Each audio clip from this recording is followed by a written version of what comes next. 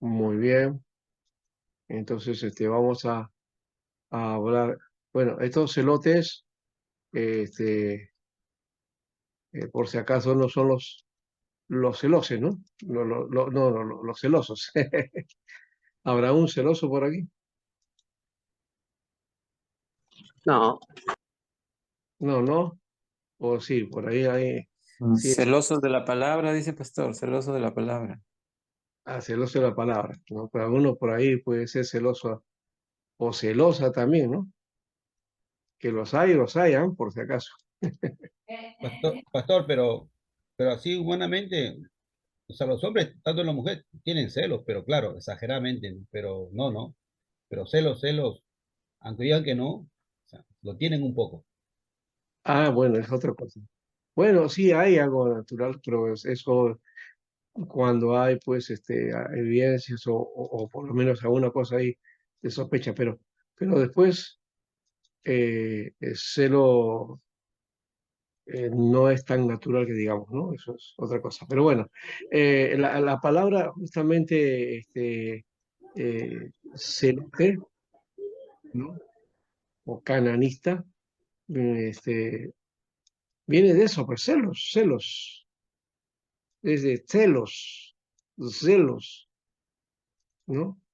Es una palabra griega, que celos es querer, desear, pero que también celos con la zeta ya es una palabra que implica una persona, digamos, posesiva o que cela, ¿no? Entonces, de ahí viene en castellano nuestra palabra celo, celote. Así que algo tiene que ver, ¿no? Así que no es extraño todo lo que les estoy mencionando a ustedes, ¿ya? Y es necesario de esa manera eh, tener en cuenta esa idea de estos celotes, ¿no? Ya. Vamos a orar entonces. Padre bendito, gracias Señor y gracias por esta oportunidad y la última clase que Señor tenemos a disposición. Esperamos que todo este tiempo hayamos aprendido de una manera, Señor, que nos permitas entender tus propósitos y también el hecho del caminar en ti, Señor, y también el tratamiento de cómo entender tu palabra desde esta perspectiva de la historia también. Gracias, Señor, en el nombre de Jesús. Amén. Muy bien, entonces tenemos aquí a los celoteros, y es transcripción griega del término arameo Canaán, ¿no? Uno que tiene celo, ¿eh? Canaán también es alguien que es celoso, ¿no? Entonces, celotes viene de celos, ya, la palabra griega celos, ¿no? Y surgen después de la intromisión de Pompeyo para repeler a los invasores romanos. Así que esta palabra se puede aplicar no necesariamente al celoso o que está enamorado, sino también el celo por algo, ¿no? En este caso el celo por el pueblo, por, por la ley, digamos, por la fe, ¿no? Aquí hay un celote conocido que es Judas Galileo, que se sublevó durante el reinado de Augusto en oposición al censo decretado, ¿no? Pastor ¿Ya? Sánchez, disculpe la molestia, ¿puede agregar un poquito más? Ay, pastor. Perfecto. Ya. Entonces, este Judas Galileo se rebeló contra el decreto de Augusto de hacer el censo, ¿no? De hacer el, em, ese empadronamiento, ¿se acuerdan? Empadronamiento que hizo en la época del nacimiento de Jesús, ¿no? Entonces ya existía ese movimiento, estos grupos de esa época y que tenían pues, habían reacción frente a Roma, como ya hemos visto nosotros también, cómo ha sido Israel, ¿no? Judá, no ha sido un territorio de paz, de tranquilidad, no ha sido un territorio en que todo iba chévere, ¿no? No, ha habido mucha convulsión, si se han dado cuenta, ¿no? Mucha convulsión. Si ha habido años de paz o alguna situación de paz en Jerusalén, no ha sido muy largo, ¿no? Siempre han habido conflictos, siempre han habido situaciones, ¿no? Sea por la invasión, sea por el dominio de otra nación, sea por asuntos internos, como la época era de los asmoneos que trataban de luchar por el gobierno y por el sacerdocio, eh, o en este caso como el caso de Judas Galileo y otros más que se levantaban, ¿no? Eh, contra Roma y otros que se levantaban también estableciendo la idea de ser el Mesías, pero también con la idea de atacar Roma. Así que la idea de que de un Mesías enfrentándose a Roma, eh, que algunos tomaron para seguir a Jesús, no era una novedad, era algo que se dio en varias ocasiones, ¿ya? Y que ya nos grafica a nosotros entonces la conducta, la actitud o el carácter de judío, ¿no? Que no era tan tranquilo como uno piensa, ¿no? O que se sometía fácilmente, ¿no? Desde la perspectiva religiosa sí hubo un sometimiento, ¿no? Los herodianos se sometieron. Y bueno, también los fariseos un poco, ¿no? Los sacerdotes, todos ellos convenían en que estaba mejor la situación así y no hacer ninguna reacción contra Roma porque eso podía peligrar el estado del pueblo, de la ciudad, de la nación, ¿no?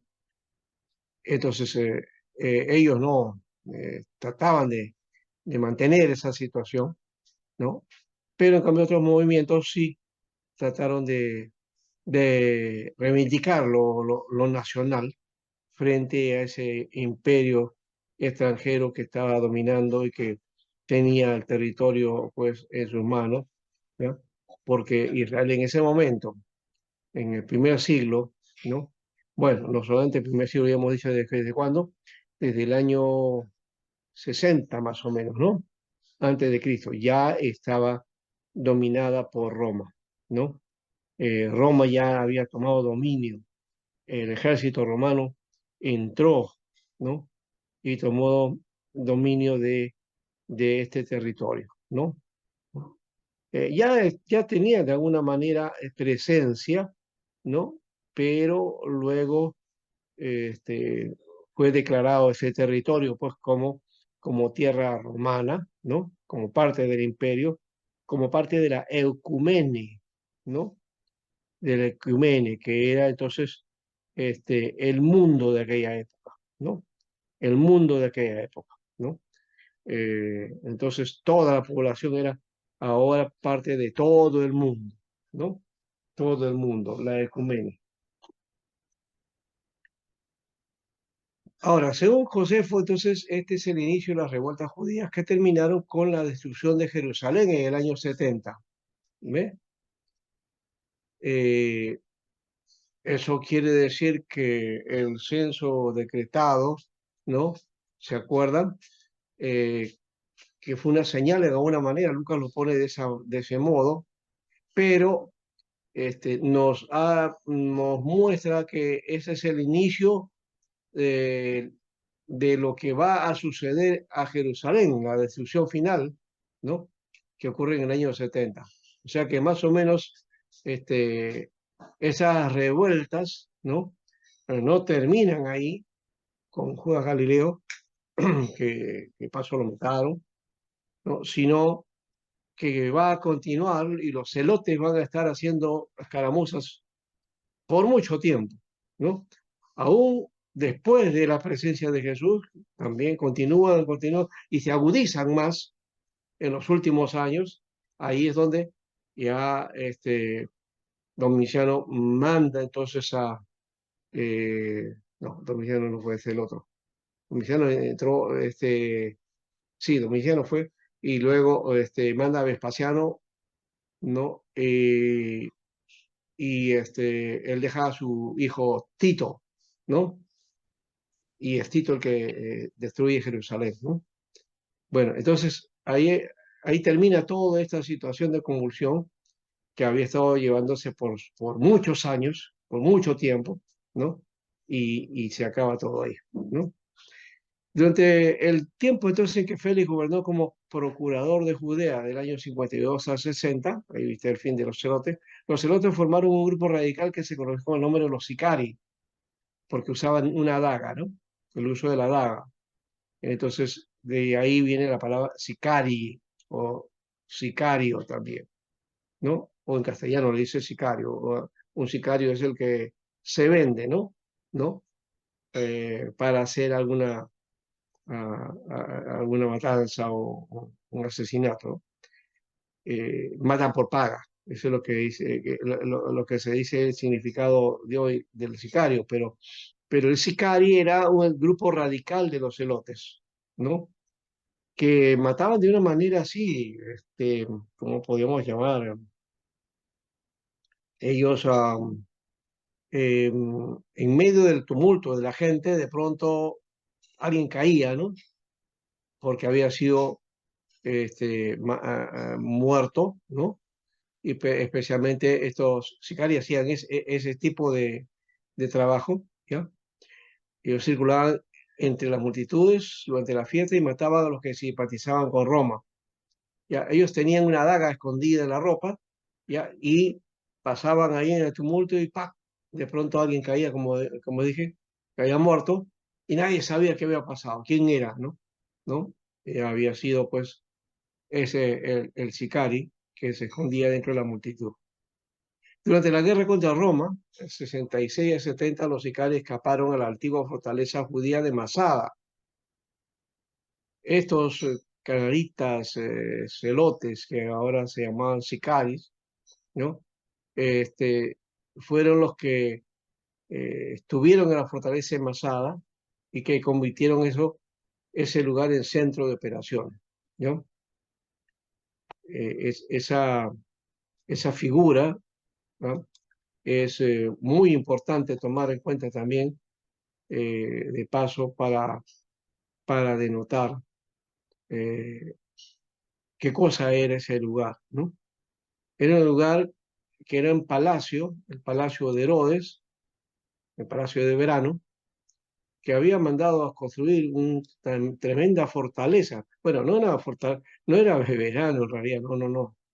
Era una fortaleza que nos decía a nosotros de la situación en que él había llegado, ¿no?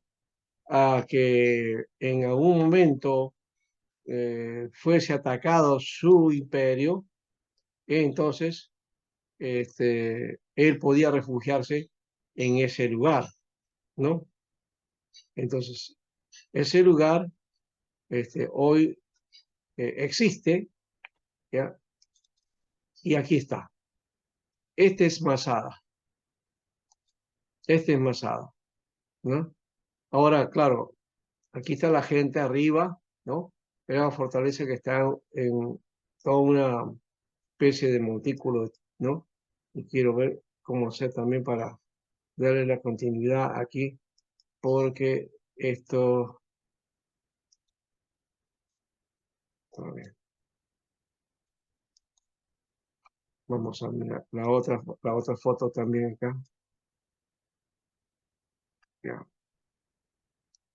Aquí está, aquí se va a ver mucho mejor. ¿Ves? Aquí está Masada. ¿Ves? Eh, la foto anterior se veía esta parte donde había gente y se veía hacia abajo, ¿no? Se veía esta parte de acá, ¿no? Pero este es toda la fortaleza, claro, ya está toda, digamos, solamente quedan restos, ¿no? Es un resto arqueológico, pero aquí había un fuerte, ¿no? Un palacio y toda una construcción que sería una especie de búnker hoy día, ¿no? Un búnker, que Herodes había mandado a construir ya, y cuando estuviera en peligro su reino, entonces se refugiaba aquí, ¿no? Se refugiaba aquí para, este, bueno, su gente respaldarlo hasta que pase el peligro y pueda poder tomar nuevamente su reinado, ¿no? Esa era la idea, ¿no? De esta figura. Aquí tenemos restos acá de este palacio, bien, fíjense, son varios niveles, ¿ya? Esto ya es una maqueta, ¿no? La maqueta de Masada. Aquí está la figura de Masada, ¿ve? Esto era un palacio muy bonito, una construcción para esa época recontra moderna, ¿no? ¿No? Con frisos, con mm, con todo lo que corresponde a una construcción, ¿no? ¿No? Eso aquí solamente es, como digo, ya está hecho, los restos nada más, ¿no? ¿Ya? Y aquí hay una especie de puente que se ha construido para poder hacer la visita correspondiente, ¿no? Y, y no se ha reconstruido nada, ¿por qué? Porque lo que se quiere es tener tal como los restos se han encontrado, ¿no? Solo limpiarlo, adecuarlo, ¿no? Y poner algunos detalles como este pasadizo que no es original, este puente tampoco, ¿no? Esta escalera, todo eso son entonces adaptaciones para que puedan hacerse la visita correspondiente, ¿no? ¿Ya? Aquí este es el pasadizo, bueno, aquí se sube, ¿verdad? Esta escalera aquí hoy y se va por acá, ¿ya? Después viene uno, pasa por acá o sigue visitando y luego regresa. Aquí está la otra parte ya del interior de Masada. Aquí un croquis, miren, ¿no?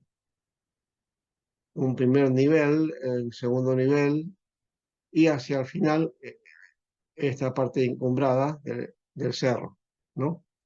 Está ahí toda una meseta, un cerro, que es una fortaleza, como hemos dicho, ¿no? Una fortaleza inexpugnable. Tan inexpugnable fue, ¿sabe qué? Que cuando los romanos vieron que había un grupo de judíos que estaban aquí en la cima de este cerro, entonces no sabían cómo llegar aquí, ¿no? Para tratar de sacarlos, derrotarlos. Bueno, era la única resistencia que había, ¿no? ¿No? Entonces, ¿qué hicieron? Hicieron una plataforma, ¿ya? Pero que no duró una semana, duró 6 meses de construcción de esa plataforma. ¿Para qué? Para que subiera el ejército, sí, por un lado, pero por otro también era para llevar todos los materiales de guerra que tenían, ¿no? Sus carros, sus catapultas y todas esas cosas que tenían para la época, ¿no?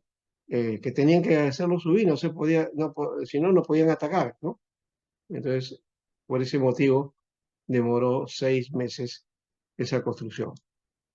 Eh, Aquí está, ve, mi nivel, segundo nivel, y la parte final, que era, ve, toda esta construcción, ¿no? Inmensa, ¿ya? Bien. Ahí está el cerro donde está Masada. Y acá dice el Parque Nacional de Masada, ¿no? Es Gen eh, Leo, Leomig Masada. Bueno, acá un museo. Esto ya no creo que es Masada, es otro lugar. Bueno, de todas maneras ahí tienen ahí la vista para que den cuenta, tener una visión de lo que fue ese lugar, ¿no? O que nos permite ver en foto este lugar, ¿no? Algo más que podemos tener de Masada, bueno, no hay necesidad. Eh, Aquí más bien tengo una foto de la toma de Jerusalén. Esto sí va a ayudarles en parte a ustedes. Es una pintura, pero que nos ilustra aquí, ¿no? ¿No? Esta es la toma de Jerusalén, ¿ya? Cómo los romanos destruyeron Jerusalén. Eh, en fin, aquí tenemos entonces una figura que nos da la idea de lo que sucedió en esa época, en el año 70 después de Cristo. Muy bien, seguimos entonces aquí. Entonces los sicarios escaparon a la antigua fortaleza judía de Masada y la convirtieron en su centro de operaciones. 2 años después de la caída de Jerusalén, una legión romana puso sitio en Masada y en vez de morir en la mano de los gentiles, los sicarios se suicidaron y mataron a sus familias. Fueron un total de 960 personas. Esto lo dice Packer en su libro El Mundo del Nuevo Testamento, ¿no? Eh, Muy bien, entonces, en Masada es justamente ese lugar donde ellos se sacrificaron, estos sicarios, ¿no? Que murieron cerca de 1000 personas, ¿no? Y algunos huyeron y estos sobrevivientes se encuentran con Josefo y Josefo recibe la historia de qué es lo que ocurrió en este lugar. Así que Josefo nos describe de una manera bastante descarnada todo lo que sucedió en Masada, ¿no? Entonces hay por lo menos esta versión que nos permite saber en detalle las cosas que sucedieron en esta fortaleza, ¿no? Si no hubiera sido por esto, por esos informantes o los que huyeron de ese lugar, que tuvieron por lo menos la oportunidad de sobrevivir a esto, la historia se hubiera quedado ahí, ¿no? No sabíamos más acerca de esto. Muy bien, ahora vamos a los herodianos. Los herodianos. Vamos a hablar de los que vendían a ser, en todo caso, eh, los partidos políticos, ¿no? ¿No? Los movimientos políticos de aquella época, ¿no? Los herotas serían unos también y los herodianos serían otros. Estos herodianos respaldaban la dinastía de los Herodes, ¿no? O sea, estaban de acuerdo con los Herodes, ¿no? Eso hay en todo lugar, ¿no? Unos están a favor de uno y otros están a favor de otro o están en contra, ¿no? Es normal, así reaccionamos los seres humanos, ¿no? Eh, y eso no hay que, eh, como diríamos, no hay que tener miedo de esa perspectiva, ¿no? ¿No? Eh, Aquí hay un grupo que entonces apoyaba a Herodes, ¿no? Un grupo pequeño, no era mucho, casi todo el pueblo lo odiaba, ¿no? ¿No? Todo el pueblo lo despreciaba, ¿no? Si hay alguna semejanza en lo que ocurre en el Perú, es coincidencia por si acaso, ¿no? Sí, eh, esas cosas ocurren, pues. Preferían este gobierno y la supervisión romana que la dominación total. Y no hay mucha información con respecto a ellos, ¿no? Entonces ella dijo, no, hay que cuidar el estatus, pues, ¿no? El cuidado mejor, para la tranquilidad, para que nos vaya bien todos, ¿no? Porque están defendiendo sus intereses de alguna manera, ¿no? Hay de esos, pues, así es. Pero hay de los otros que quieren que las cosas cambien, pues, ¿no? Eso es natural. Esos eran los celotes. Los celotes eran los que querían, en cambio, se enfrentaban a los romanos, ¿no? El otro grupo eran los samaritanos, que básicamente era un partido, era realmente un grupo que era el resto, diríamos así, de los que habían desaparecido del reino del norte, ¿no? Descendientes de los judíos que permanecieron en Palestina después que los asirios derrotaron a Israel, ¿no? que procedían de matrimonios mixtos entre judíos y colonos asirios. Bueno, eso de judíos está por verse también, ¿no? No son netamente judíos, eran de la parte de las tribus, ¿no? De estas tribus del norte, ¿no?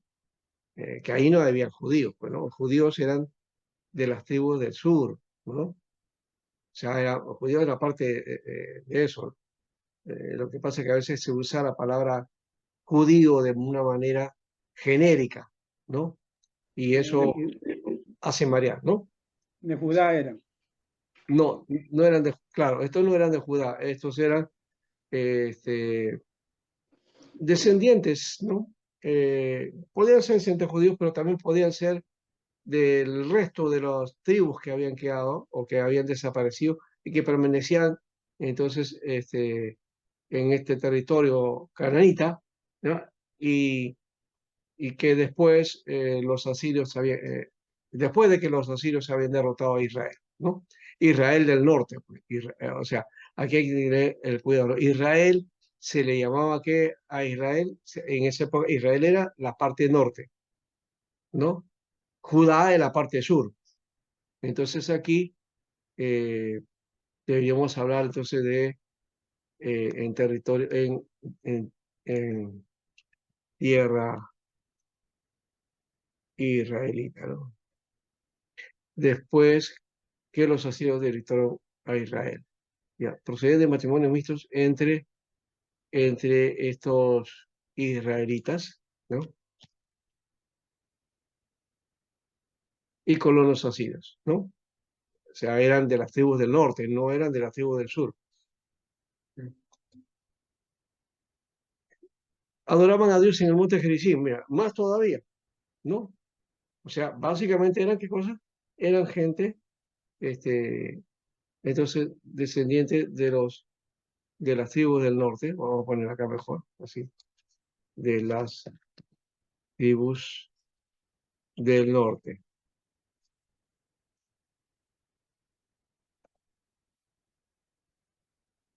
Ya está. Ahí sí está más bonita la idea, ¿no? Ahora sí está mejor. Descendientes de las tribus del norte que permanecieron en tierra israelita después que los asirios derrotaron a Israel. Procedían de matrimonios mixtos entre israelitas y colonos asirios. Adoraban a Dios en el monte Gerizim, donde construyeron su propio templo y hacían sacrificios. Eran despreciados por los judíos, ¿ves? Ahora están mejores, ¿eh? ¿Se da cuenta la idea? O sea, sí, eran despreciados por los judíos, es decir, por las tribus del sur, ¿no? Eh, por estos judíos que retornaron a Palestina, ¿no? Zorobabel no les permitió participar en la restauración del templo, estos samaritanos, ¿no? Entonces, ya sabemos, estos samaritanos son un resto, ¿no? ¿No?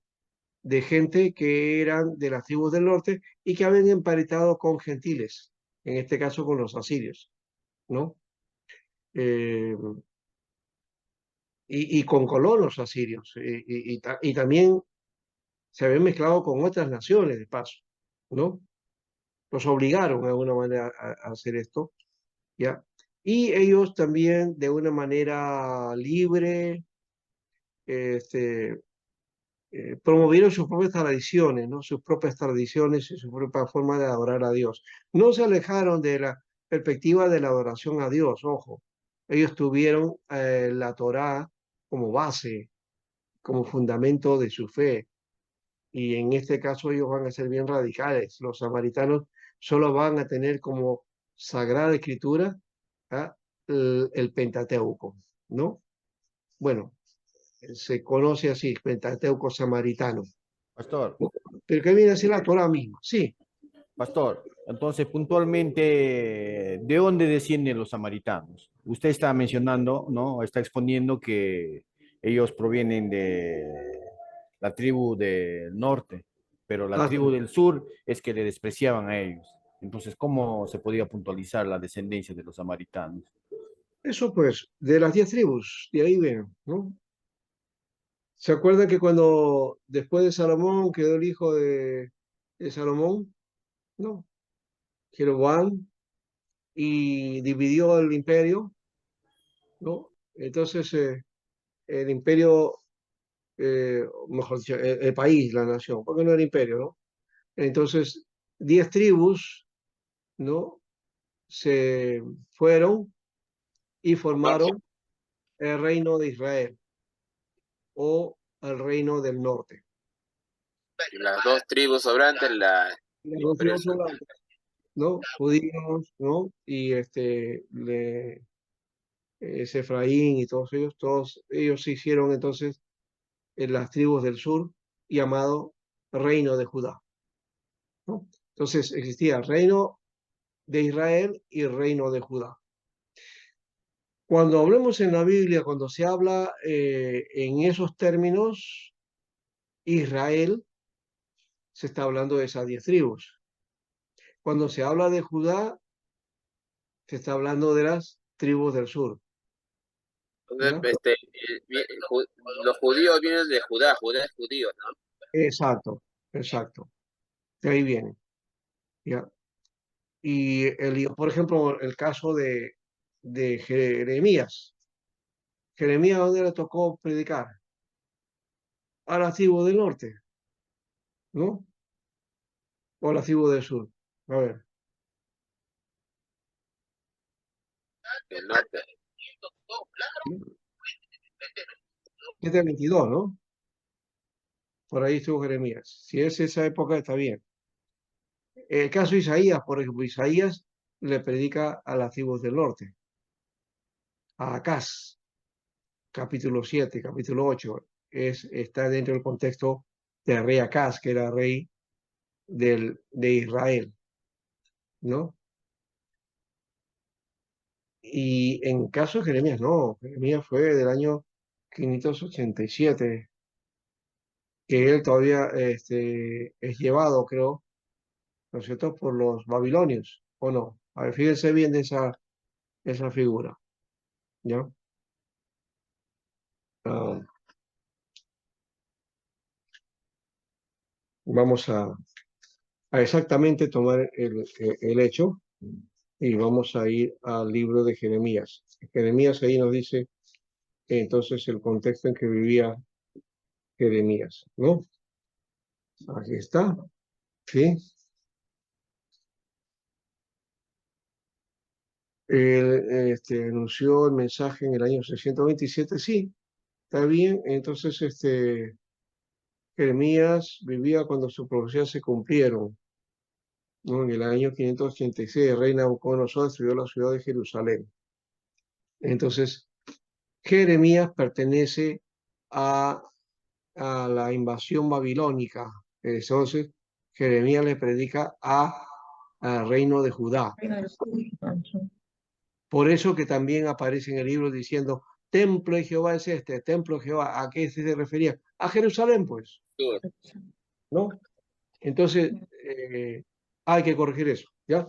Jeremías no pertenece entonces a la época de la invasión asiria, sino a la invasión babilónica, cuando los babilonios entonces se llevan cautivos a los judíos, ¿ya? Él vio todo eso, ¿ya? En cambio, Isaías sí, Isaías pertenece, por lo menos en la primera parte de Isaías, hasta los primeros 39 capítulos, corresponden a la invasión asiria, ¿no? Entonces, creo que ya queda claro. Entonces, invasión asiria, ¿qué cosa es? Es la destrucción del Reino del Norte, pues, ¿no? La desaparición del Reino del Norte. Y el resto que queda, lo que va quedando, esos se van a convertir en samaritanos. Samaritanos, ¿ya? ¿Está claro ahora? ¿Ya? Perfecto, pastor. ¿Ya? Bien. Ahora, entonces,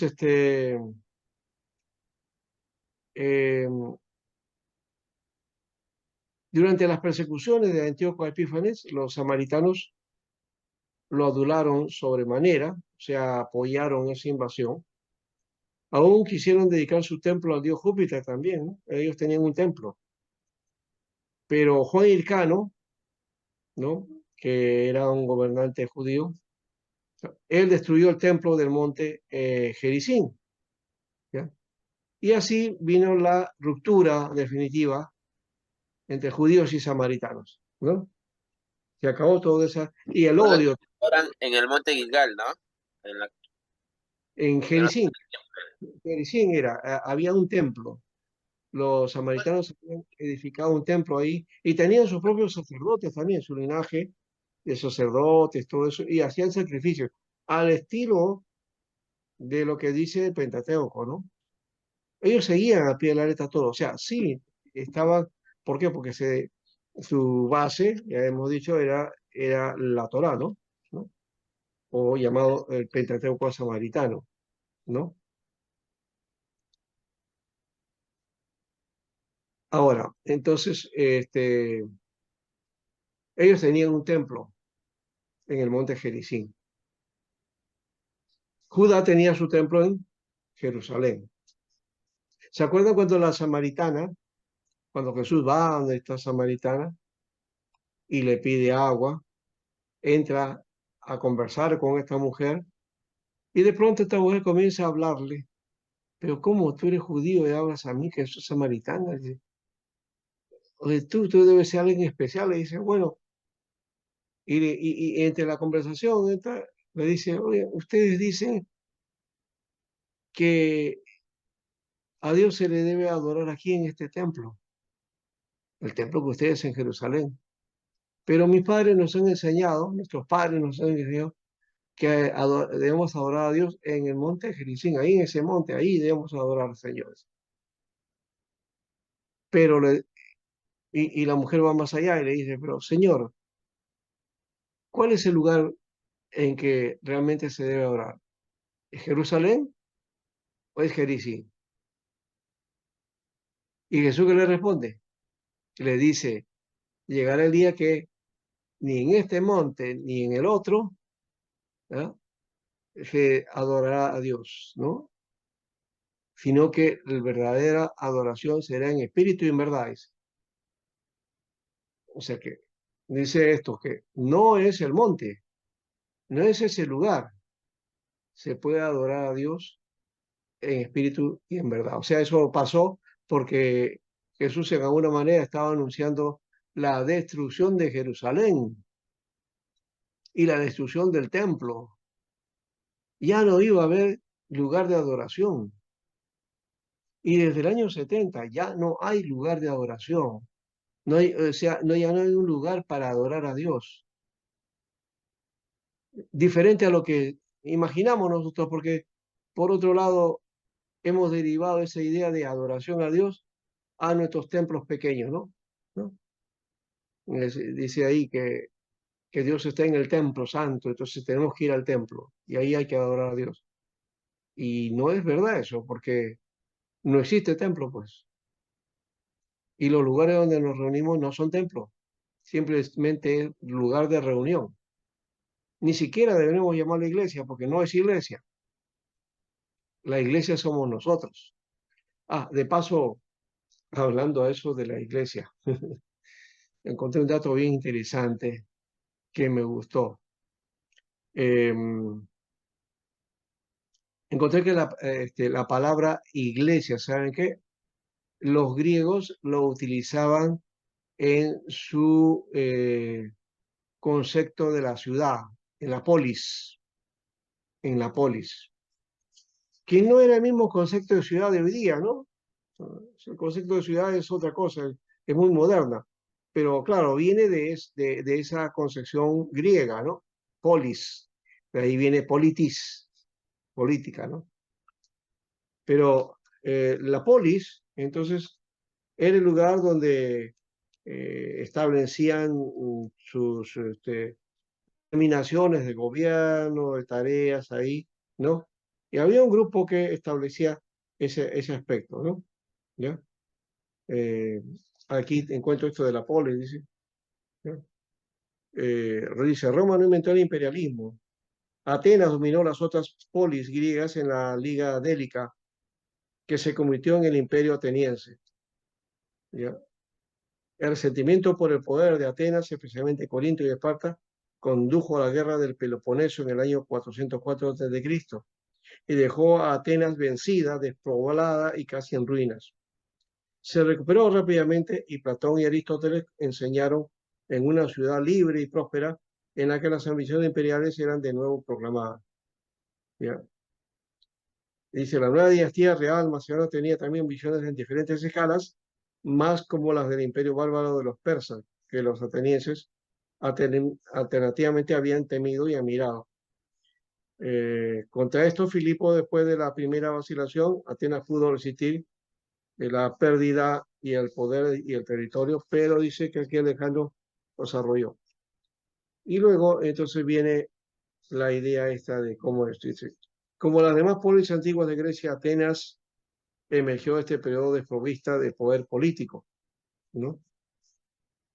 Y por aquí habla acerca de esta figura de la polis, de cómo era esa polis.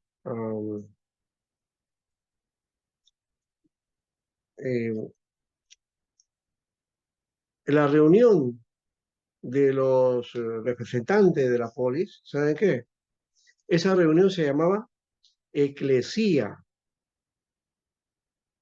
Eclesía. Es el mismo término que después Pablo va a utilizar para el movimiento de Jesús, ¿no? Para la gente que se va asumiendo, ¿no? Y que Hechos también, Lucas lo pone también, ¿no? Y le va a llamar, bueno, creyentes primero, cristianos, y luego se le va a llamar iglesia, ¿no? Es un término que es adaptado y que hoy día, claro, nadie le va a sacar y nadie va a decir esto que estoy mencionando, porque la palabra eclesía no es de origen cristiano, es de origen griego, ¿ya? Y que corresponde a la estructura de la formación de las polis, ¿no? Las ciudades, ¿no? Y acá está, ¿ves? Ser una polis suponía tener formalmente inscrito un cuerpo de ciudadanos, el demos, que era limitado a los varones libres y dueños de propiedades. O sea, la democracia solamente la ejercían estas personas, ¿no? No todo el pueblo. ¿Ya? Y un consejo urbano, el bulé, ¿no?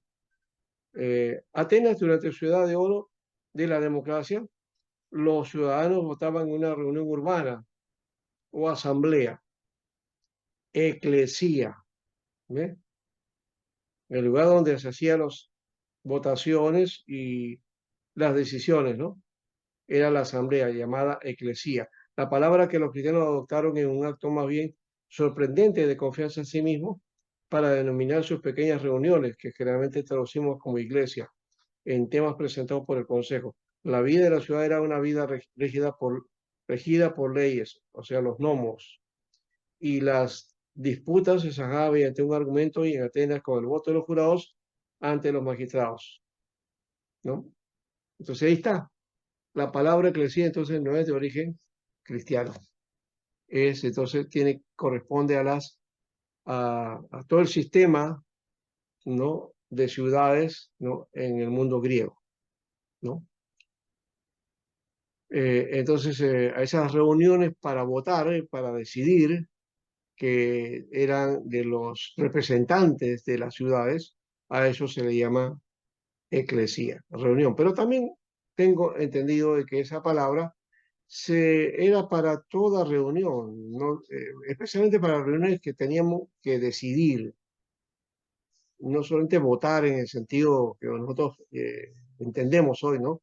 Sino que las votaciones es para decidir situaciones, ¿no? Y acordar conductas. Eso se ve, por ejemplo, en Hechos 17, ¿no?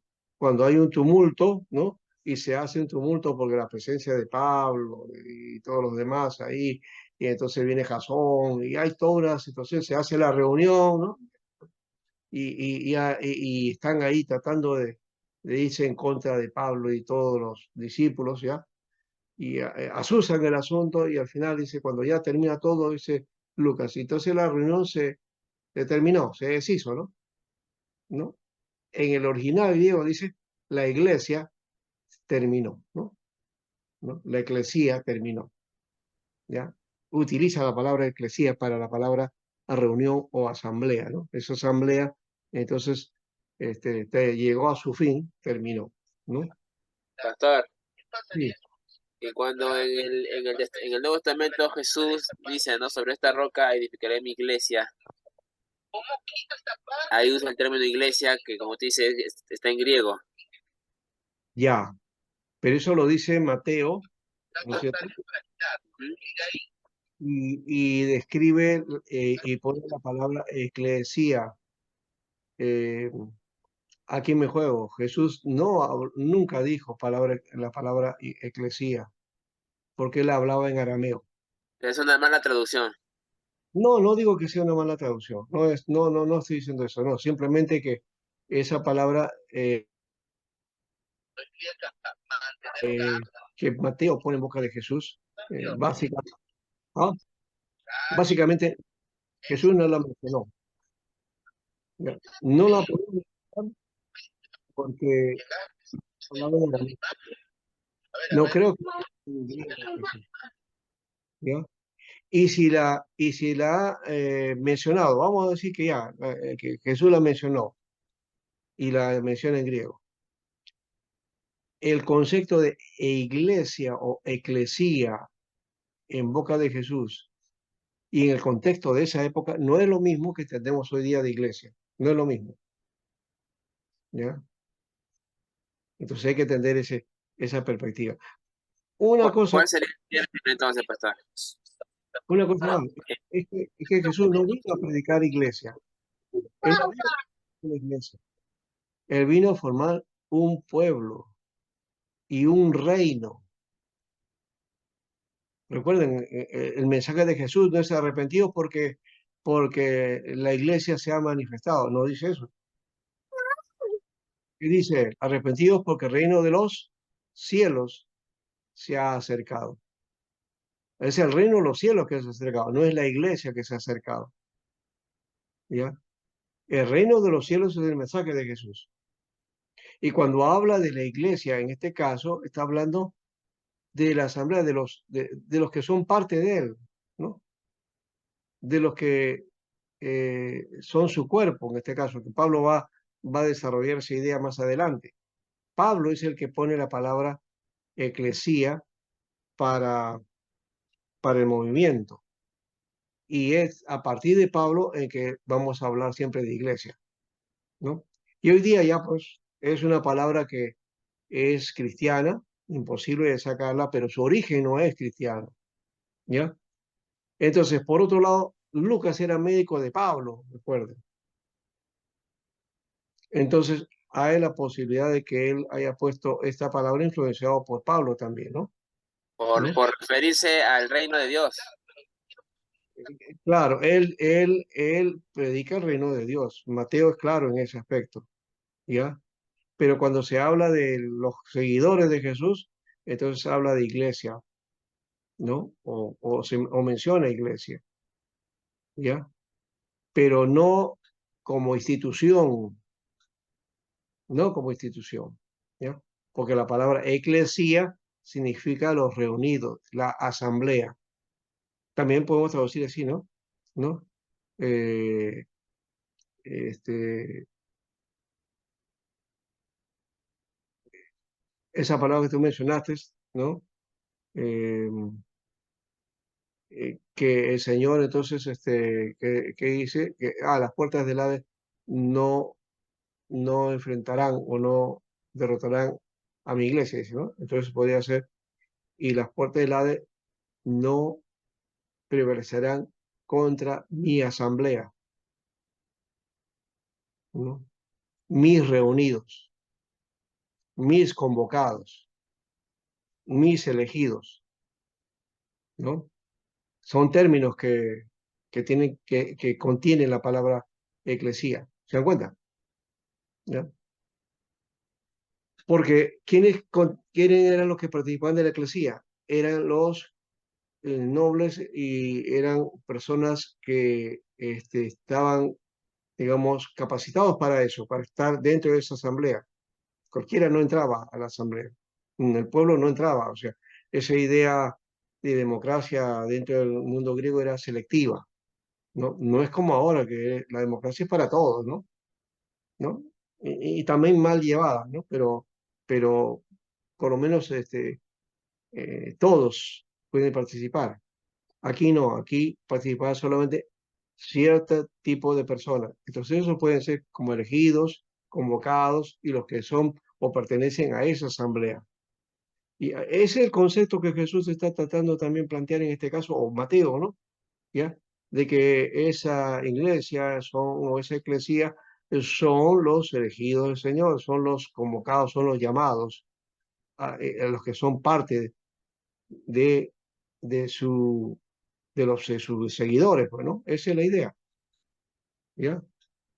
Bueno, en todo caso, vamos a dejar ahí, no estoy diciendo, espero que se tome bien a bien esto, no estoy diciendo no, que no hay que creer en la iglesia, no, eso no es la idea. Estoy hablando en términos simplemente lingüísticos o que también en términos del significado de esas palabras, ¿ya? Que Pablo ya le da otra concepción. Pablo, en realidad, Pablo es el que nos da el concepto de iglesia. Él sí nos da esa concepción que hoy tenemos nosotros. ¿Te acuerdas? Entonces, el problema que tenemos es que cuando ya tenemos esta concepción de esa palabra, de eclesía, en nuestra cabeza es difícil entender lo otro, ¿no? Suena, suena hasta herético, suena hasta controversial mencionar que no, que la palabra eclesía no es ni pertenece originalmente al cristianismo, ¿no? Pero así es. Pablo es el que nos da entonces una nueva visión, o sea, aplica esa palabra y le da un nuevo significado, ¿ya? Una nueva lectura, una nueva condición. De hecho, que eso es el sentido, ¿correcto? Entonces, nosotros asumimos a partir de Pablo qué es iglesia, porque Jesús no da significado sobre iglesia. Se utiliza una o dos veces nada más en los evangelios. Fíjense bien eso. Esa palabra aparece solamente una o dos veces, no más. En cambio, en las epístolas de Pablo aparece muchas veces, ¿ya? Entonces, esa palabra pertenece al vocabulario paulino, ¿ya? ¿Qué va a ser de luego parte del vocabulario cristiano, ¿no? Y la iglesia de Roma la utiliza fuertemente, ¿no? ¿No? Y a las otras no las toma como iglesia, inclusive, ¿no? O sea, sí son iglesia, pero son apartados, pues, ¿no? ¿No? Bueno, entonces ahí tiene otra concepción. Muy bien. ¿Se ha entendido ahora? ¿Verdad? ¿Alguna pregunta sobre eso? Para que quede claro, por si acaso, porque no quiero que de aquí alguien salga diciendo, Pastor Sánchez dice que la palabra iglesia no corresponde o que esté en contra. No, tengan cuidado. O sea, yo estoy hablando simplemente históricamente, cómo se ha utilizado, cuál es la concepción. De alguna manera estoy hablando de lo que es etimología, el origen de las palabras, y también, también sí, pues, semánticamente también, es decir, cómo ha pasado esas palabras a tener un significado diferente de lo que tenía originalmente, ¿no? Igual existe con la palabra bautizo, ¿no? Iglesia, la palabra hamartía, que es pecado también, es otra palabra que no tiene origen cristiano, viene de otra concepción, ¿ya? Entonces, hay muchas palabras de paso que Pablo utilizó y que le dio ya otro significado diferente de lo que tenía en su momento, ¿no? Entonces, hay que tener eso presente para tomar en cuenta nuestros conceptos, ¿no? Bien, entonces terminamos con los samaritanos. No hay preguntas, ¿no?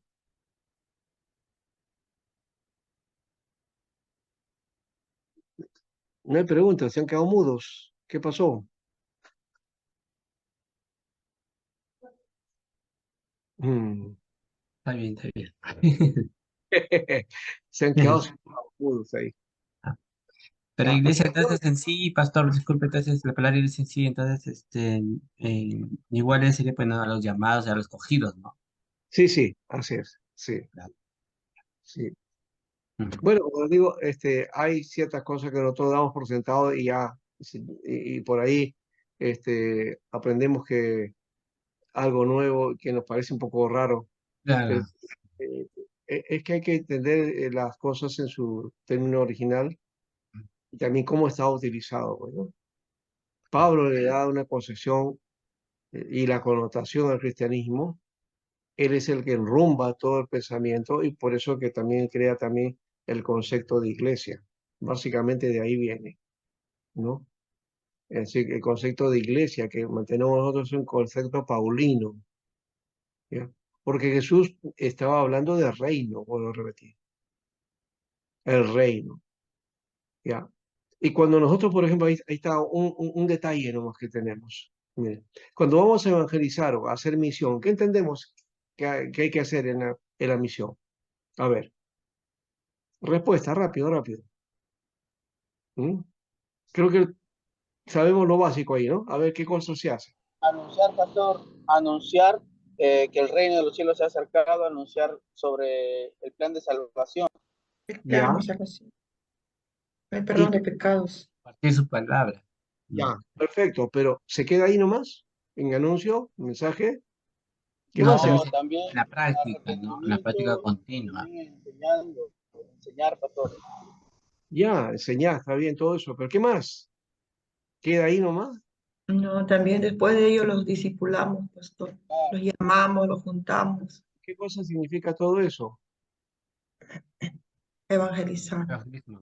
Ya sé, pero evangelizar, ya, voy a evangelizar, ya, y digo, yo voy a evangelizar, pero voy a un sector, ya, comienzo a evangelizarlo, a discipularlo, a que reciban bautismo, todo ya, ya hice la tarea, me regreso, ya hice la tarea, y alguien te va a decir, sí, sí, sí, se han bautizado, los he discipulado, están siguiendo al Señor, sí, ya, ¿y qué hacen ahora? ¿Dónde se reúnen? ¿Cómo se llama el grupo Que donde están? congregar, Ah, iglesia, tiene que congregar. Ahí Ah, está, ¿no es cierto? Ya, o la- sea, la misión, siempre tenemos la tarea y qué cosa hacemos finalmente es hacer una iglesia. hacer iglesia. Hacer una iglesia, un local, ¿no? Donde se reúnan ahí. Esa es nuestra, esa no es la misión, pero es lo que hacemos. La misión es llevarles el evangelio. Ya, pero para que se reúnan, entonces, en un local, bueno, se hace iglesia. Como consecuencia de eso tenemos, y a veces el objetivo es eso nada más. O sea, vamos a formar una iglesia. En algunos casos hay misioneros que hacen esto, mira, van a un lugar, construyen un local, ¿no? Eh, hacen un local más o menos agradable y luego comienzan a salir a buscar a la gente para que vayan al lugar ese que ahora se llama iglesia, ¿no? ¿No? Ujú. En otros casos no es así, ¿no? Este grupo que se ha convertido, entonces se reúne en una casa, ¿no? Luego, si crece, se alquila un local y luego cuando si este local ya se hace grande, entonces se trata de, si hay posibilidad de comprar, ¿no es cierto? Y tener un lugar ahí ya propio para tener la reunión, ¿no? Entonces, siempre es eso, ¿no? En misión es eso, pero la misión no es formar eso, la misión es las personas, ¿ya? Y la iglesia somos nosotros, Claro, no somos ¿correcto? Entonces, No sé. No. yo voy a formar una iglesia, no es formar un local, sino, Ah, ¿a qué cosa? un grupo de personas. A las personas, ¿de Claro. acuerdo? Y que se reúnen en un lugar, ya ver si es alquilado o no alquilado, si es prestado o si es de la casa de un hermano, eso no interesa, no Ujú. interesa, ya es la iglesia que ha quedado ahí, ¿no? Y que se supone que va a tener perseverancia, lugar, alguien lo va a continuar para que continúe esa tarea, ¿no? No creo que vaya a desaparecer porque los misioneros se fueron, ¿ah? Porque algunas cosas ocurren así, ¿no? no hay misioneros, no hay alguien que nos apoye, entonces ya lo cerramos, ¿no?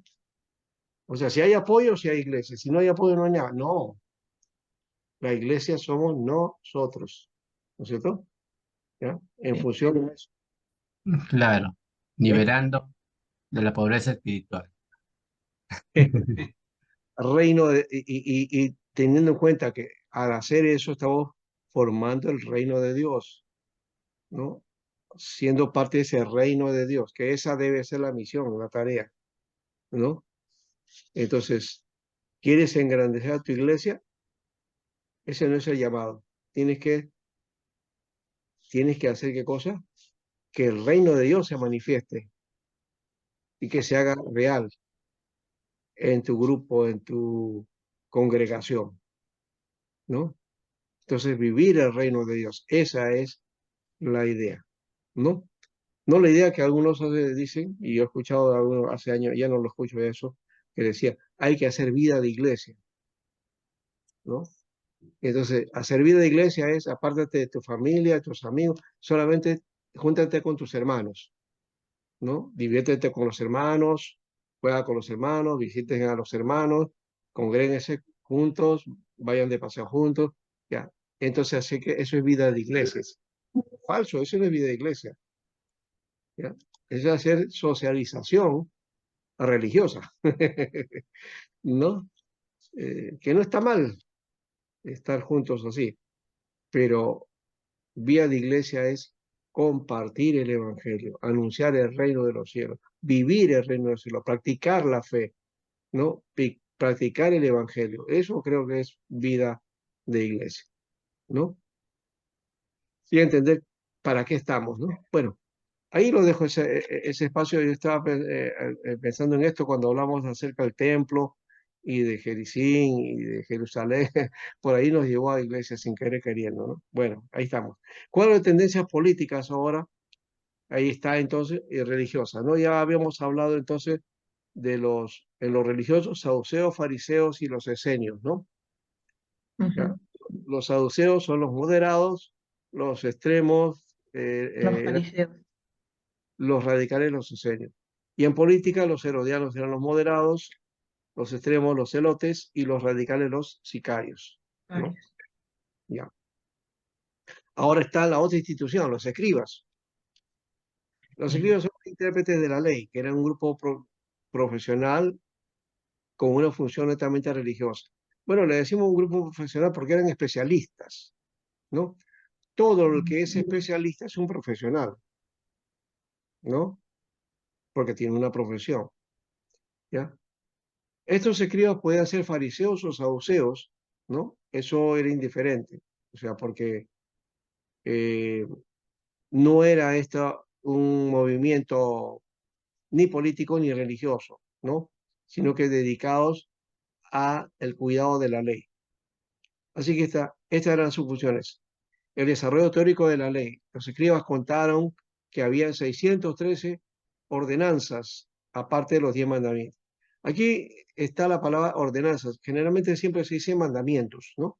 613 misbok, que básicamente misbok es mandamiento, pero no es la única palabra para mandamiento. Hay varias palabras en el Levítico y cada una tiene su significado diferente. Así que cuando hablamos de mandamiento, no es solamente mandamientos, los 10 palabras, eh, tampoco es el concepto de cuidado o de guardar, ¿no? Estas ordenanzas tenían otro cumplimiento diferente, ¿no? Que no era simplemente hacerlas, ¿no? ¿No? Había otra cosa más de eso. 248 eran mandamientos positivos que deben hacer y 365 cosas negativas que no deben hacer, ¿no? Entonces, ¿te dan cuenta? No todos los mandamientos significan que tienen que hacer. En algunos casos sí tienen que hacer y en otros no deben hacer, ¿no? Enseñar la ley a través de una memorización sistemática de todo lo que enseñaban. Entonces, estos escribas tenían ese sistema de memorización que habían heredado de la tradición judía, pues, la tradición de la lectura de la Torá, ¿no? Y tres, la aplicación de la ley, ¿ya? y en esos casos actuaban como jueces, ¿no? Cuando aplicaban la ley, ¿no? Y posiblemente los escribas también eran parte del Sanedrín, que es otra institución. Pero vamos a mirar ahora el templo y el Sanedrín después. El templo, ¿ya? Ciro autorizó a los israelitas a que construyeran un templo en Jerusalén.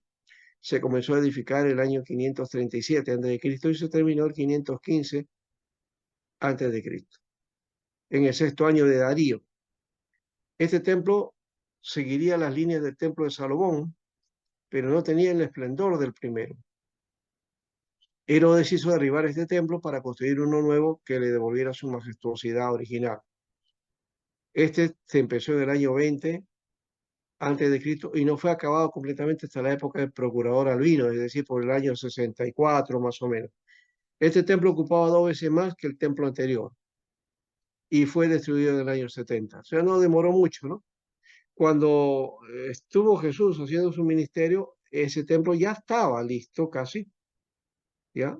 Pero no había terminado su construcción, ¿no?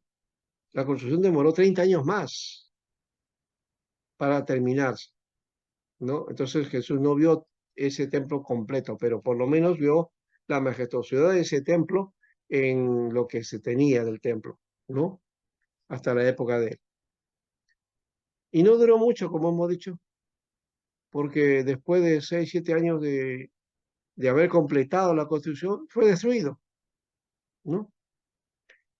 Y en el 136, Adriano erigió un santuario a Júpiter en el mismo sitio. Puso un templo a Júpiter ahí, ¿no? Donde antes era el templo. Juliano, el apóstata, también intentó reconstruir el templo para desmentir las profecías de Jesús en cuanto a que no quedaba piedra sobre piedra y que no iba pues a construirse más esto, ¿no? En 691, ¿no? Después de Cristo, Abd al-Malik construyó sobre la explanada de la cúpula de la ropa, sobre la explanada, la cúpula de la roca. Esa cúpula de la roca existe hasta ahora. Esa es la mezquita que está hasta nuestro día. Hay dos mezquitas ahí en realidad. Una que está en la parte donde antes era el templo y a otro lado está otra mezquita también, ¿no? La mezquita del Aqsa. Y ahora, con esta misma figura, vamos a ver si encontramos por acá algo acerca del templo. Ya voy entonces a mostrarles algo de este templo. Ujú.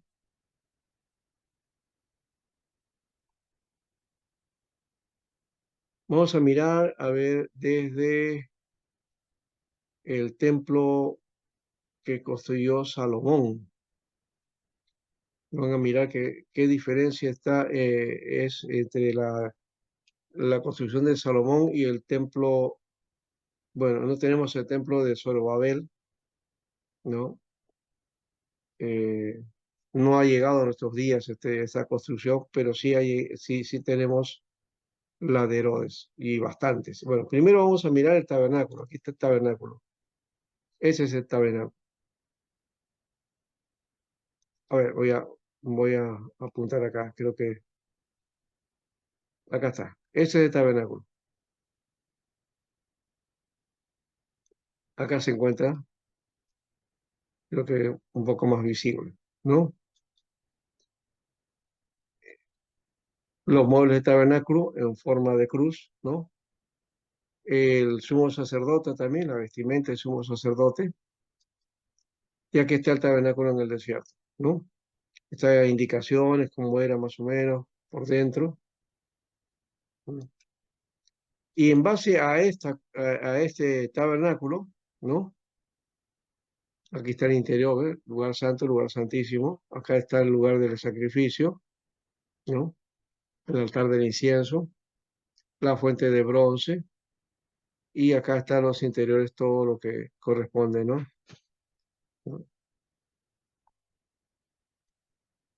Aquí también lo mismo, aquí está el candelabro, ¿ves? Los paneles de la proposición. Ahí está el altar del incienso.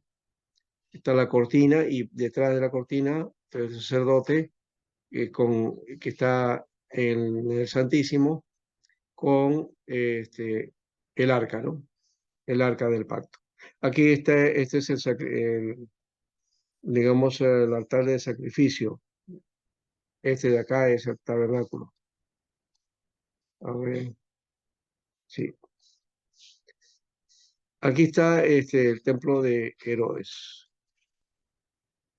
Todo este es el templo de Herodes. Voy a buscar de paso la figura si encontramos acá la de...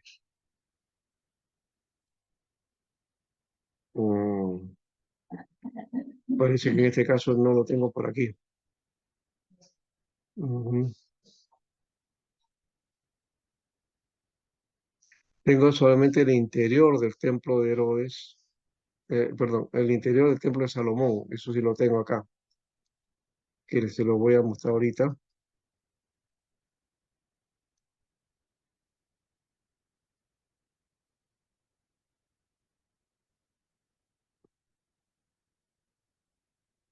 Ujú.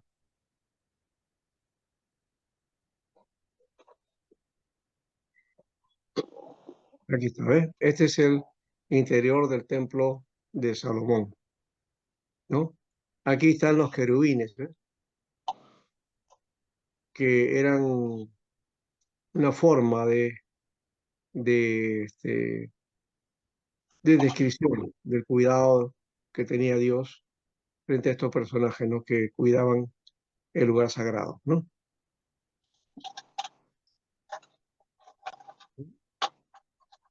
Ahora, después de Salomón está por este templo de Herodes, el pórtico de Salomón, y acá se ve todo el templo, ¿no? En una explanada, y esta es una maqueta, por si acaso, ¿no? Ya, acá se ve también esta otra forma del templo.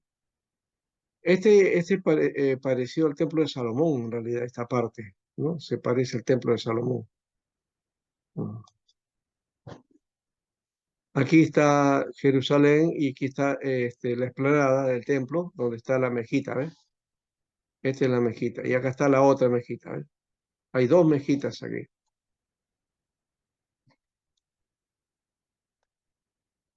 En Jerusalén, ¿no? Vista desde el Huerto de los Olivos, el Monte de los Olivos. Y aquí está una de las mezquitas, y está la otra mezquita, que está en toda la zona del templo, ¿no? Dicen que cuando esto viene a la hora de la tarde, ya, el sol cae de tal manera que esto refleja un color dorado, dice, ¿no? De ahí viene esa canción que se hizo y que ahora ha pasado a ser como el himno de Israel, ¿no? Jerusalén, Sel Hazá, creo que es Jerusalén de oro, Calle de oro. la Jerusalén de oro, ¿no? Sí. No, porque alguna cosa. Acá se ve también otra forma también, y aquí está Jerusalén, el templo, o la explanada del templo, ¿no? Porque no hay templo. Como se dan cuenta, lo imponente de esa mezquita, ¿no? Que se ve a todo alrededor, ¿no? Y que muestra que Jerusalén, pues, todavía falta algo más, ¿no? Esto es, como digo, una maqueta nada más, una maqueta del templo, de lo que pudo haber sido el templo y que ya no existe ya. No hay ni una, como dijo Jesús, no hay piedra sobre piedra. Aquí está otra forma, ¿ves? Y no sé si tengo esa foto de la Jerusalén. Ahí está, esta es la foto, ¿ves? Cuando el atardecer, entonces mira, el sol pega aquí y todo esto se ve amarillo, o sea, y brilla, ¿no? Entonces se ve como si fuera de oro, ¿no? A Jerusalén de oro. Aquí está el templo de Salomón, es una maqueta que yo tengo, ¿ya? Sí estaba, ¿ves? Lo estaba buscando, esta es la maqueta no era igual que el templo de Salomón, pues, ¿no? ¿No?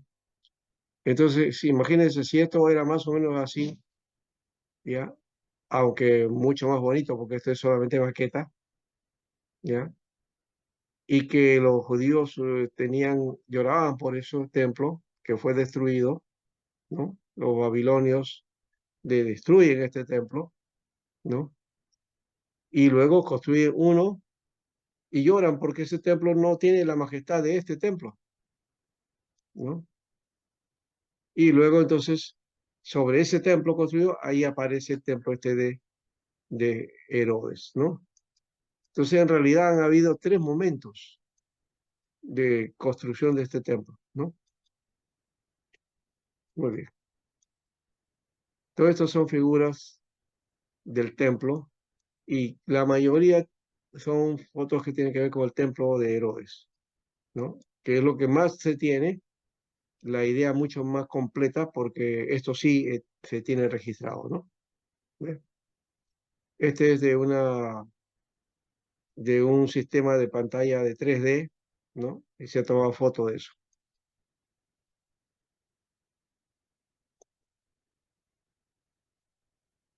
Muy bien. Ya hemos paseado un poquito, ¿verdad? Ya no pasé por Israel. Ya pueden ir a Israel. Eh, ya que estamos por aquí, hay otra cosa que quería mostrarle a ustedes. Aquí ya encontré el templo de San Salomón, miren. A ver si es verdad.